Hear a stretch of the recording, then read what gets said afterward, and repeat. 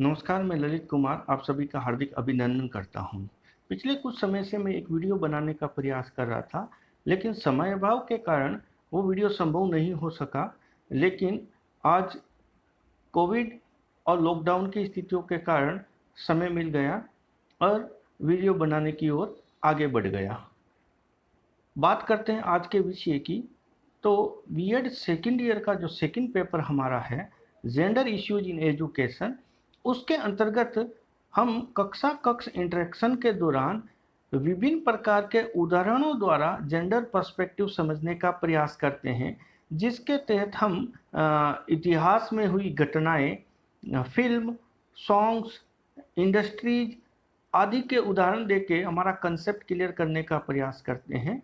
लेकिन वास्तविक समाज में, यानी आज के समाज में जेंडर गैप किस स्थिति में है, उसको हम उदाहरण देके नहीं समझा पाते हैं। और एनसीएफ 2005 और तमाम प्रकार की जो भारत सरकार की रिपोर्ट्स है एजुकेशन से संबंधित, वो भी यही कहते हैं कि विद्यालय की जो शिक्षा है, ये पाठ्यक्रम है, जो ज्ञान है, उसके विद्यार्थी के बाह्य जीवन यानी कक्षा कक्ष या विद्यालय के बाहर का जो जीवन है, उससे जोड़ते हुए समझाने का प्रयास करना चाहिए। तो आज की इस क्लास में हम जेंडर के महत्व से एक रिपोर्ट आई है वर्ष 2021 की, ग्लोबल जेंडर गैप रिपोर्ट। ये रिपोर्ट एक वैश्विक स्तर का एनजीओ है, वर्ल्ड इकोनॉमिक फोरम अर्थात विश्व आर्थिक मंच, वो प्रस्तुत करता है और 2006 से लेकर अभी तक प्रस्तुत करता आया है। तो कुल मिलाकर 2021 का जो ग्लोबल जेंडर गैप रिपोर्ट है, वो इसका 15वां संस्करण है। तो इस रिपोर्ट में प्रेजेंट सोसाइटी की जो सिचुएशंस है, उसमें जेंडर गैप को लेकर क्या क्या बातें आई है, उसको समझने का हम प्रयास करेंगे। तो दूसरे सेशन में हम कुछ पीपीटीज के माध्यम से वर्तमान में उसकी स्थिति क्या है जेंडर गैप की, और उसको वर्ल्ड इकोनॉमिक फोरम जो जिनेवा में जिसका मुख्यालय है, उसने इस पर क्या कहा है, साथ ही तमाम प्रकार की दूसरी रिपोर्ट्स है उसमें भी, जैसे ऑक्सफैम इंडिया है, यह भी एक एनजीओ है जो आर्थिक भेदभाव से संबंधित अपनी रिपोर्ट्स प्रस्तुत करता है और प्रत्येक वर्ष उसकी रिपोर्ट आती है। तो भारतवर्ष में उसकी चर्चा होती है कि आर्थिक जो धन है या इंडस्ट्रीज है, उसके ऊपर समाज के कितने प्रतिशत तबका है उसका अधिकार है। इन सब बातों को वो प्रस्तुत करता अपनी रिपोर्ट्स में, और मीडिया में काफ़ी वो चर्चा का विषय बनती है। तो आज हम जो जिनेवा बेस्ड एनजीओ है विश्व आर्थिक मंच, उसकी 2021 15वीं जो रिपोर्ट आई है, जो मार्च के अंतिम दिवस में बुधवार यानी 31 मार्च को प्रस्तुत हुई थी, उसमें ग्लोबल स्तर पर जेंडर गैप का स्थिति क्या है और उसको किस इंडेक्स से मापा गया, तो इसको समझने का प्रयास करेंगे, जिससे हमें जो जेंडर पर्सपेक्टिव है उसको वर्तमान परिप्रेक्ष्य में समझने में और उसका विकास करने में सहायता मिलेगी। तो दूसरे सेशन में हम देखते हैं पीपीटीज के तो बात करें हम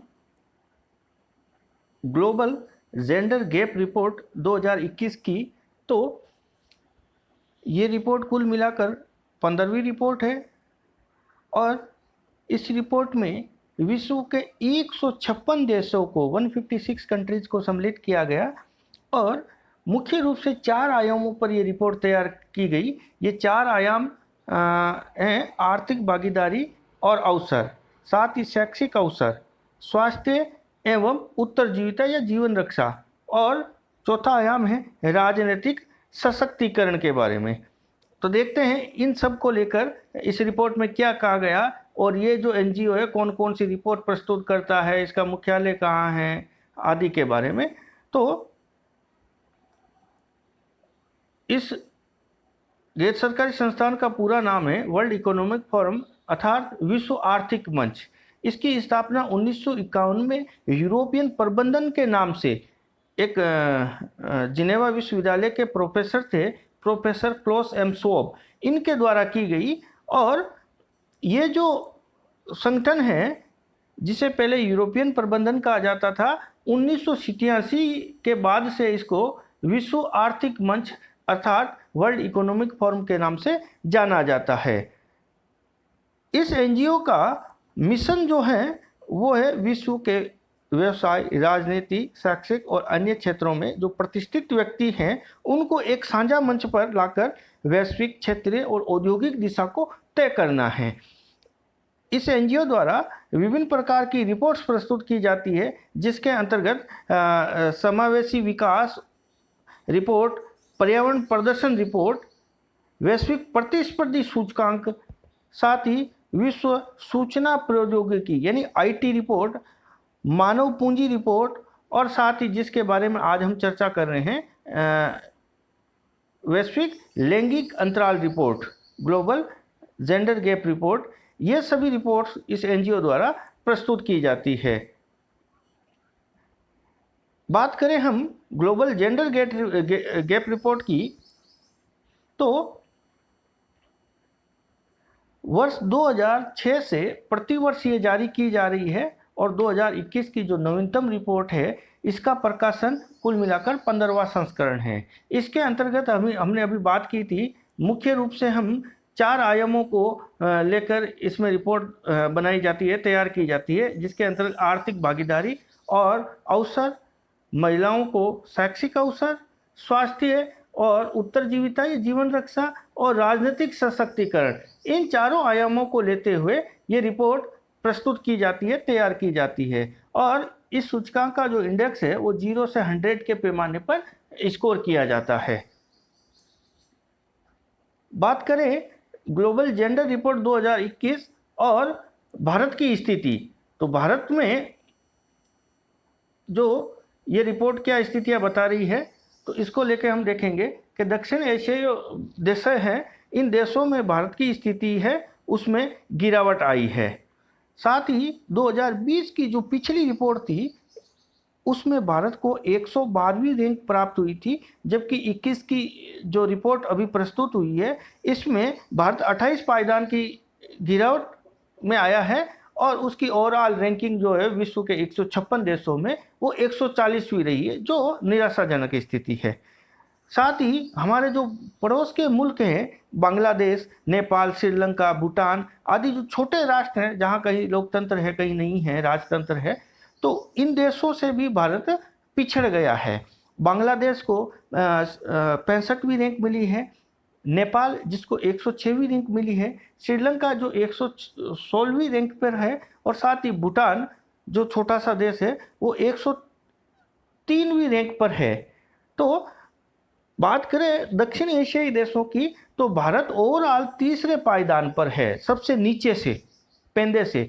और सबसे खराब स्थिति इस रिपोर्ट में विश्व के 156 देशों में आई है, वो आई है अफगानिस्तान की, और उससे थोड़ी सी स्थिति अच्छी है पाकिस्तान की, अर्थात 153वीं रैंक पाकिस्तान को मिली है, और पाकिस्तान से कुछ स्थिति भारत की सुधरी हुई है, अर्थात 140वीं रैंक भारत को मिली है। अब बात करते हैं चारों आयामों में भारत की स्थिति क्या है, कि इन चारों आयामों में जो रिपोर्ट प्रस्तुत की गई है इसमें भारत किस स्थिति में है।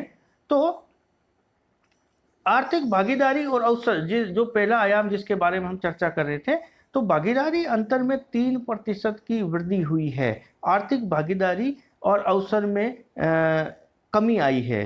पेशेवर और तकनीकी जो भूमिकाएं हैं उनमें महिलाओं की हिस्सेदारी है जो 29.2% घटी है। साथ ही जो वरिष्ठ यानी सीनियर और मैनेजमेंट पोस्ट हैं उनमें हिस्सेदारी 14.6% हैं, और केवल 8.9% जो कंपनियां हैं उसमें शीर्ष पद पर महिला प्रबंधक है। जो बड़ी कंपनियां हैं उसमें केवल 8.9% कंपनियों में ही शीर्ष पद महिलाओं के पास सुरक्षित है। बात करें शैक्षिक अवसरों की, तो शैक्षिक अवसरों में भारत की स्थिति बहुत अच्छी नहीं है और सुधार की ओर प्रगति कर रही है। तो शिक्षा प्राप्ति का जो सूचकांक है उसमें भारत को 114वें स्थान पर रखा गया है, जबकि हम शिक्षा व्यवस्था को लेकर विभिन्न विद्यालय खोलना, शिक्षकों का पदस्थापन करना, आरटी एक्ट लाना और भी अनेक प्रयास करने के बाद भी 156 देशों में भारत की पोजीशन 114वीं है, जो संतोषजनक नहीं है। बात करें हम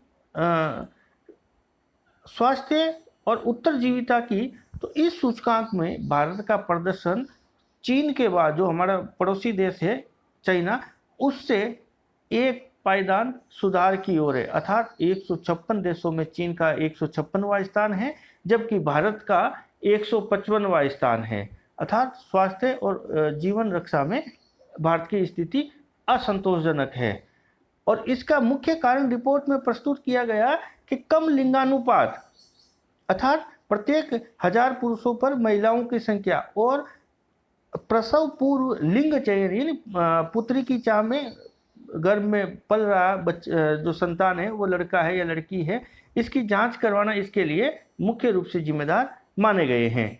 साथ ही हम बात करें राजनीतिक सशक्तिकरण की, तो इसमें भी कोई स्थिति सुधारजनक नहीं है। 2020 से 2021 में भारत की जो स्थिति है उसमें गिरावट आई है। तो महिलाओं की राजनीतिक भागीदारी में कुल मिलाकर भारत को 51वीं रैंक मिली है, और इस सूचकांक में इस वर्ष 13.5% की गिरावट आई है। वर्ष 2020 से 2021 में 13.5% जो महिलाओं की राजनीतिक भागीदारी है उसमें कमी आई है। और भारत में महिला मंत्रियों की संख्या वर्ष 2019 में 23.1% थी, जो घटकर 2021 का जो ये रिपोर्ट प्रस्तुत हुई उसमें मात्र 9% एक रह गई है।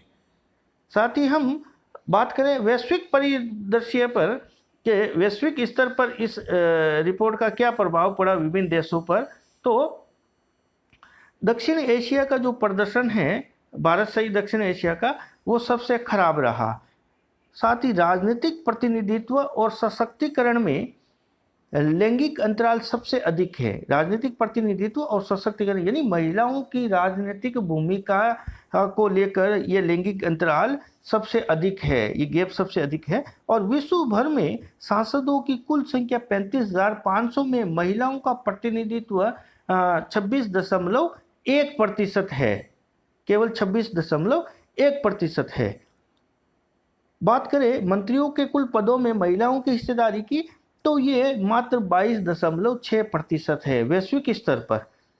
15 जनवरी 2021 तक ये रिपोर्ट कहती है कि 15 जनवरी 2021 तक 81 कंट्रीज में 50% से अधिक कोई भी देश ऐसे हैं, 50% से अधिक देश ऐसे हैं 15 जनवरी 2021 तक, जिसमें कभी भी कोई भी महिला उस राष्ट्र की या उस देश की प्रमुख नहीं बन पाई है। इनमें जो प्रगतिशील और संपन्न देश जो माने जाते हैं, जो जैसे अमेरिका, स्पेन, नीदरलैंड जैसे देश, ये भी शामिल हैं। अर्थात अमेरिका, स्पेन, नीदरलैंड और ऐसे विकसित देशों में भी अभी तक कोई भी महिला इन देशों में राजनीतिक प्रमुख, राष्ट्रपति, प्रधानमंत्री या जो भी पद है सर्वोच्च पद, उस पर नहीं बैठी है।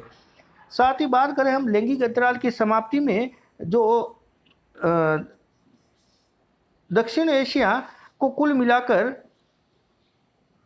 195 वर्ष से भी अधिक समय लग जाएगा, जबकि जो पश्चिम यूरोप है उसको 52 वर्षों का समय लगेगा। ये जो जेंडर गैप है इसको दूर करने में दक्षिण एशिया, जिसकी स्थिति सबसे जो है निम्नतम रही है इस रिपोर्ट में, उसको 195.4 वर्ष लग जाएंगे। और जो पश्चिम यूरोप, जो विकसित राष्ट्रों का समूह माना जाता है, उसमें 52.1 वर्षों का समय लगेगा।